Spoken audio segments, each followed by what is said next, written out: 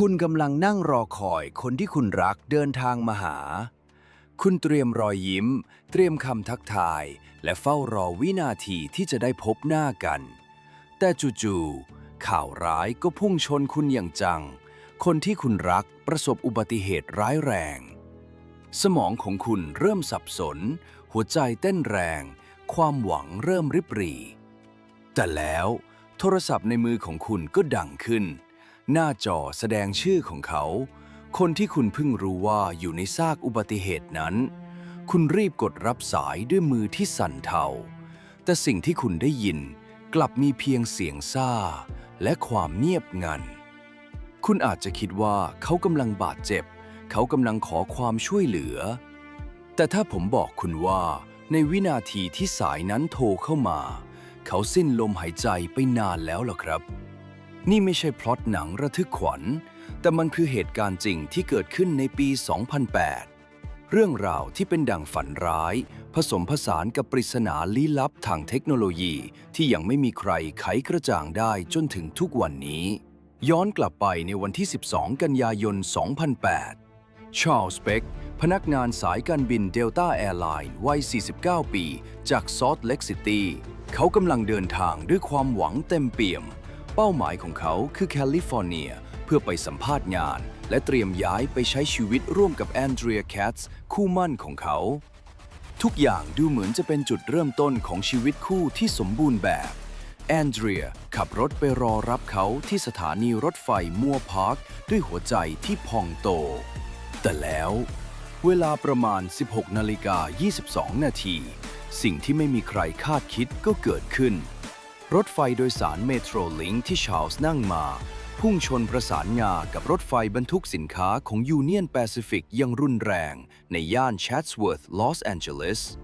การชนครั้งนี้รุนแรงจนตู้โดยสารถูกบดขยี้และอัดก๊อปปี้เข้าด้วยกัน มันคือหนึ่งในอุบัติเหตุทางรางที่เลวร้ายที่สุดในประวัติศาสตร์สมัยใหม่ของแคลิฟอร์เนีย มีผู้เสียชีวิต 25 คน และบาดเจ็บอีกกว่า100 ชีวิต สภาพที่เกิดเหตุเต็มไปด้วยเศษเหล็กที่บิดเบี้ยว เปลวไฟ และเสียงกรีดร้องขอความช่วยเหลือ สาเหตุเกิดจากพนักงานขับรถไฟมัวแต่ส่งข้อความจนฝ่าฝืนสัญญาณไฟแดง ข้อความสุดท้ายถูกส่งออกไปเพียง 22 วินาทีก่อนการปะทะ ลองนึกภาพว่าคุณคือแอนเดรีย คุณกำลังฟังข่าวนี้ผ่านวิทยุในรถ ขณะที่กำลังขับไปรับเขา โลกทั้งใบของคุณพังทลายลงในพริบตา ครอบครัวของชาร์ลส์ต่างรีบมุ่งหน้าไปยังที่เกิดเหตุด้วยความตื่นตระหนก แต่ในความมืดมิดและสิ้นหวังนั่นเอง สิ่งที่น่าขนลุกก็เริ่มต้นขึ้น โทรศัพท์ของแอนเดรียดังขึ้น ชื่อของชาร์ลส์ปรากฏบนหน้าจอ เธอรีบกดรับสายด้วยความหวังอันเปี่ยมล้น แต่ไม่มีเสียงพูดใดๆตอบกลับมา มีเพียงเสียงไฟฟ้าสถิต เสียงซ่า และความว่างเปล่า จากนั้นสายก็ตัดไป คุณอาจจะคิดว่ามันเป็นแค่เรื่องบังเอิญหรือสัญญาณไม่ดีใช่ไหมครับ แต่มันไม่ได้จบแค่นั้น ตลอดค่ำคืนอันยาวนานกว่า 11 ชั่วโมง โทรศัพท์ของชาร์ลส์ไม่ได้โทรหาแค่แอนเดรีย แต่มันโทรไปหาลูกชาย พี่ชาย น้องสาว และแม่เลี้ยงของเขาด้วย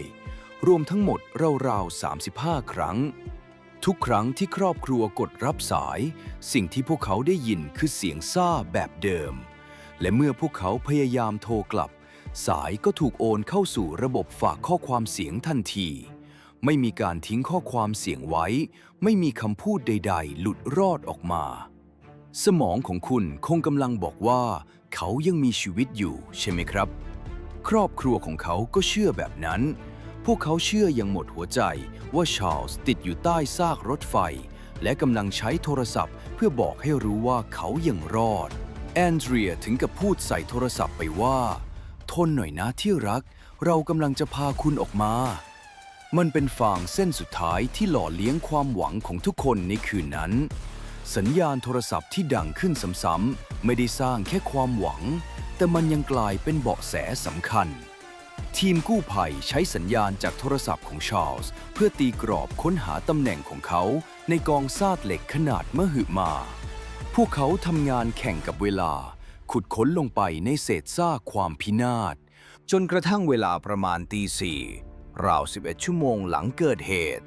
การค้นหาก็สิ้นสุดลงทีมกู้ภัยพบร่างของชาร์ลส์ เพกฝังลึกอยู่ใต้ซากปรักหักพังแต่ปาฏิหาริย์ไม่มีจริงครับเขาเสียชีวิตแล้วความจริงที่เจ้าหน้าที่ชันสูตรศพเปิดเผยในเวลาต่อมาได้เปลี่ยนเรื่องราวแห่งความหวังให้กลายเป็นปริศนาสุดเยือกเย็นแพทย์ระบุว่าชาร์ลส์ เพกเสียชีวิตในทันทีหรือแทบจะในวินาทีแรกที่รถไฟปะทะกันนั่นหมายความว่าเป็นไปไม่ได้เลยที่เขาจะมีสติสัมปชัญญะมากดโทรศัพท์หาครอบครัวได้ถึง35 ครั้งตลอดทั้งคืนแล้วใครหรืออะไรเป็นคนกดโทรออก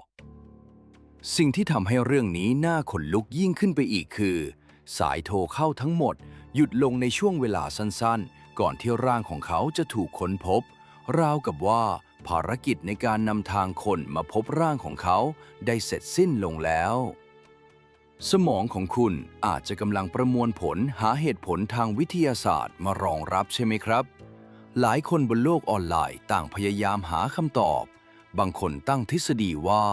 โทรศัพท์อาจจะถูกซากรถไฟทับจนปุ่มค้างและบังเอิญไปโดนระบบโทรออกด่วนไปหาเบอร์คนสนิทซ้ำๆบางคนเชื่อว่าอาจจะมีผู้รอดชีวิตคนอื่นที่อยู่ในอาการช็อกหยิบโทรศัพท์ของชาร์ลส์ขึ้นมาแล้วกดโทรออกมั่วๆเพื่อขอความช่วยเหลือหรืออาจจะเป็นความผิดปกติของเครือข่ายสัญญาณโทรศัพท์ที่เกิดรวนเมื่อมีผู้คนพยายามใช้งานพร้อมกันจำนวนมากในพื้นที่เกิดเหตุคำอธิบายเหล่านี้ฟังดูสมเหตุสมผลใช่ไหมครับแต่นี่คือจุดหักมุมที่ทำให้เรื่องนี้กลายเป็นตำนานลี้ลับแม้ว่าโทรศัพท์ของชาร์ลส์จะส่งสัญญาณออกมาตลอด11 ชั่วโมงแม้ว่าสัญญาณนั้นจะเป็นตัวนำทางให้ทีมกู้ภัยไปพบร่างของเขาแต่เชื่อไหมครับว่าจนถึงทุกวันนี้ไม่มีใครเคยหาโทรศัพท์เครื่องนั้นพบเลยเมื่อไม่มีโทรศัพท์เจ้าหน้าที่ก็ไม่สามารถตรวจสอบข้อมูลทางเทคนิคใดๆได้ไม่มีการเช็คประวัติการโทรจากตัวเครื่องไม่มีการวิเคราะห์ความเสียหายของฮาร์ดแวร์ปริศนาชิ้นสำคัญที่สุดหายวับไปกับตาทิ้งไว้เพียงคำถามที่ไม่มีวันได้รับคำตอบชายที่เสียชีวิตในทันทีจะโทรศัพท์หาครอบครัวได้อย่างไรหากเขาไม่มีแม้แต่โทรศัพท์อยู่กับตัว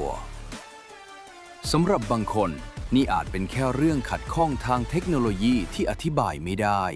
แต่สำหรับคนอีกกลุ่มพวกเขาเชื่อว่านี่คือพลังของความรักและความผูกพันที่เอาชนะได้แม้กระทั่งความตายวิญญาณของชาร์ลส์อาจจะยังไม่รู้ตัวว่าเขาจากโลกนี้ไปแล้วและพยายามอย่างสุดความสามารถที่จะติดต่อหาคนที่เขารักหรือบางทีเขาอาจจะแค่ต้องการบอกลาและนำทางให้พวกเขาได้พาร่างของเขากลับบ้านคุณล่ะครับคิดว่าเรื่องนี้เกิดจากเทคโนโลยีที่พังทลายหรือเป็นเสียงกระซิบสุดท้ายจากโลกหลังความตาย